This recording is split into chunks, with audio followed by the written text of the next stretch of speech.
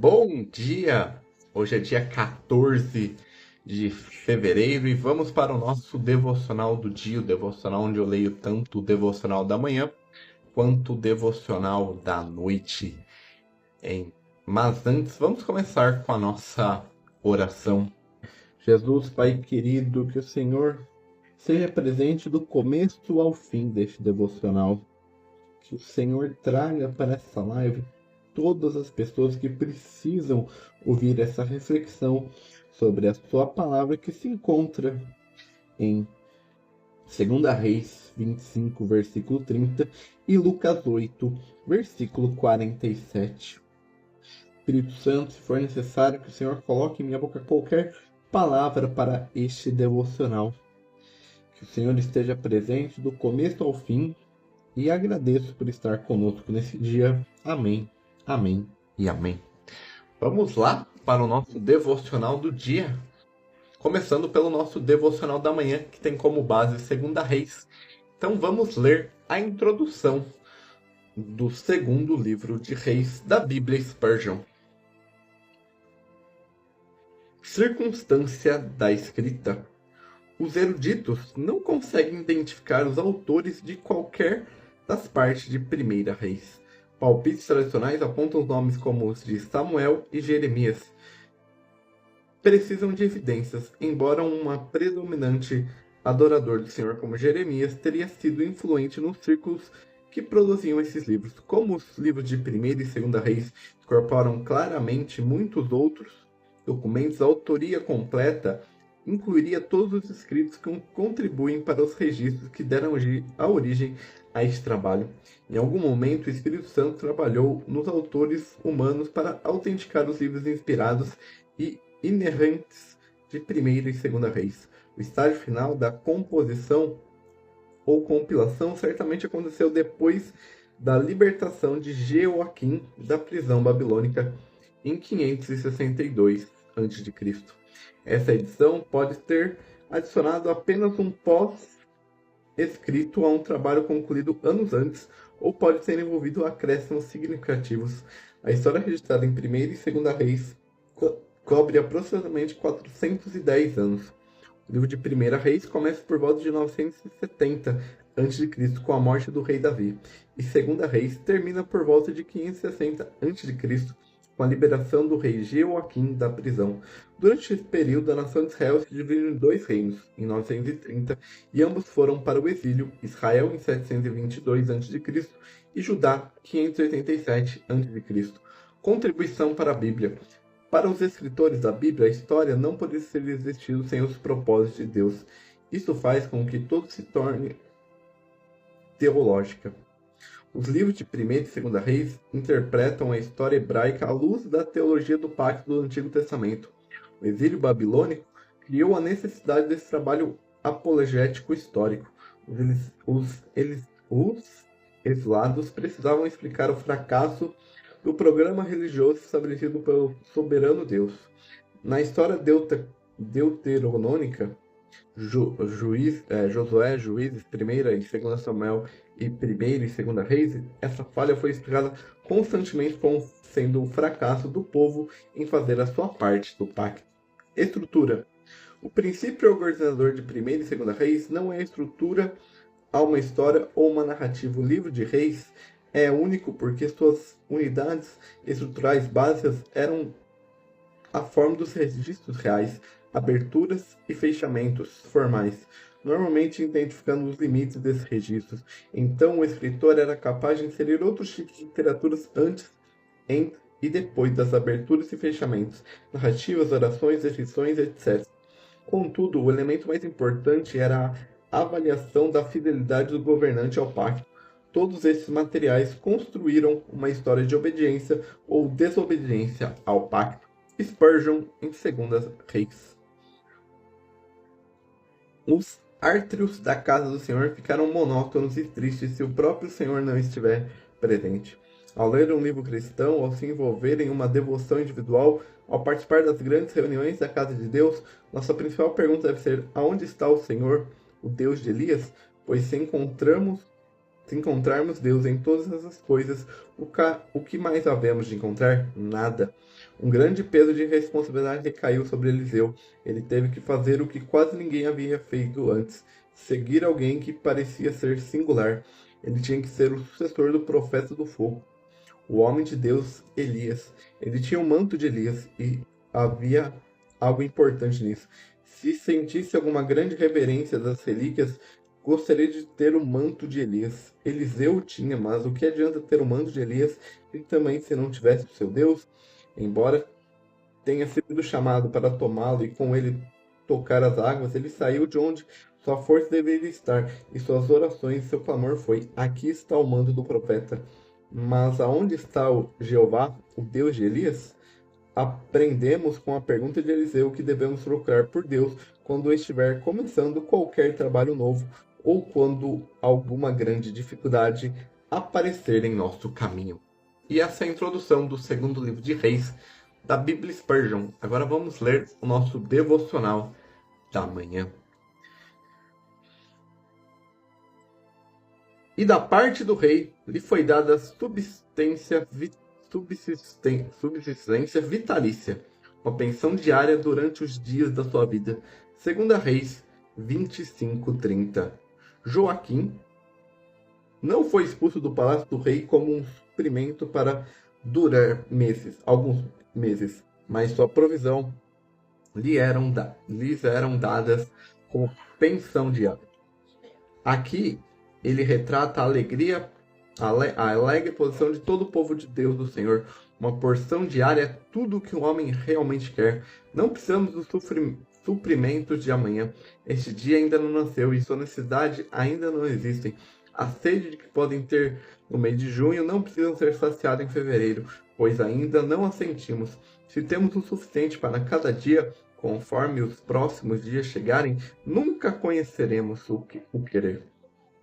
O suficiente para o dia é tudo que podemos desejar. Não podemos comer, beber ou vestir mais do que o suprimento de comida, bebida e vestuário do dia. O excedente nos dá o cuidado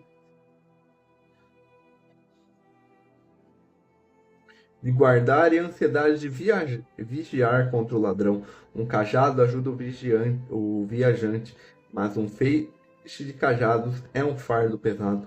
O suficiente não é apenas tão bom quanto um banquete, mas tudo que o maior glutão pode realmente apreciar. Isso é tudo que deveríamos esperar. Um desejo, por mais que isso é ingratidão. Quando nosso Pai nos dá mais, deveríamos nos contentar com sua dose diária. O caso de Joaquim é o nosso. Temos uma porção certa, uma porção que nos é dada pelo rei, uma porção graciosa e uma porção perpétua. Aqui está um solo fértil para a gratidão. Amado leitor cristão, na questão da graça você precisa de um suprimento diário, não um estoque de força. Dia a dia deve buscar a ajuda do alto. É uma segurança muito doce saber que uma porção diária é fornecida a você. Na palavra, por meio do sacerdócio, por meditação, na oração e na espera em Deus, você receberá força renovada. Em Jesus, tudo o que é necessário foi designado para você. Então, desfrute sua posição contínua. Nunca tenha fome enquanto o pão diário da graça está na mesa da misericórdia. E esse é o devocional da manhã.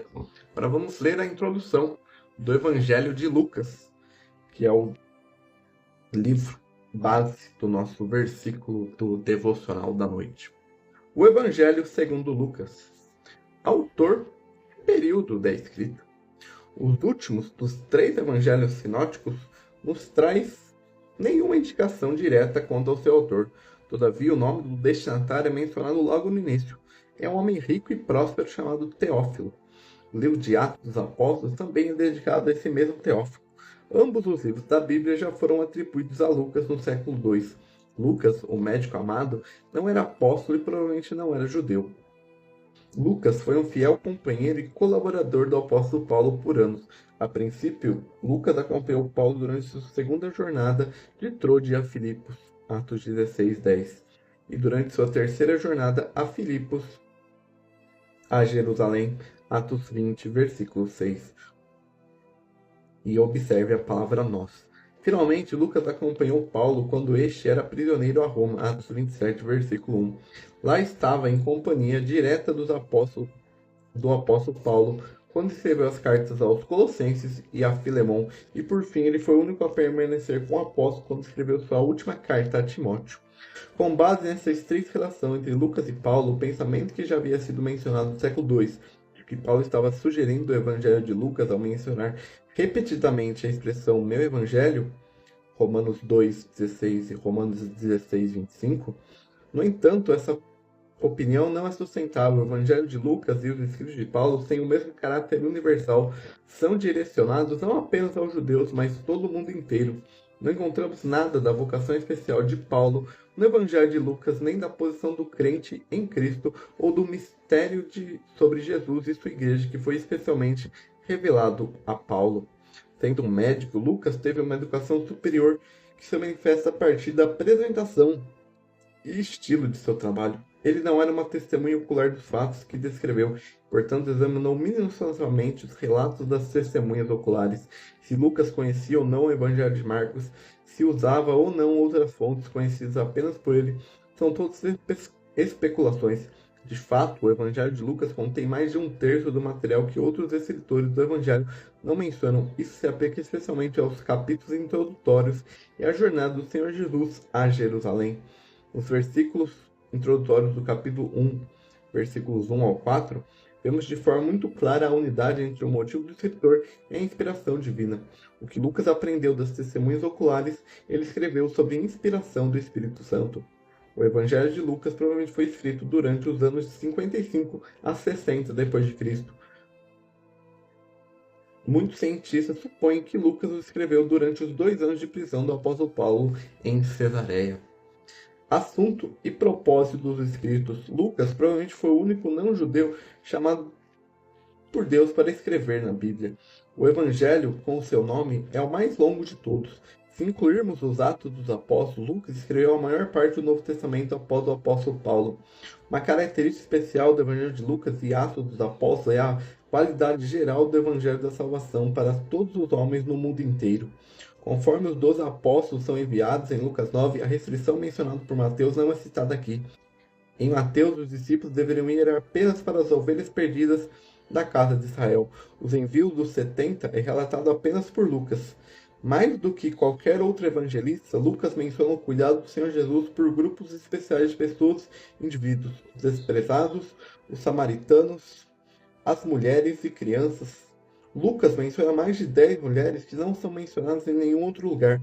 A universalidade do serviço de Cristo é mais aparente no versículo-chave em Lucas 19:10, porque o Filho do Homem veio para buscar e salvar o que estava perdido.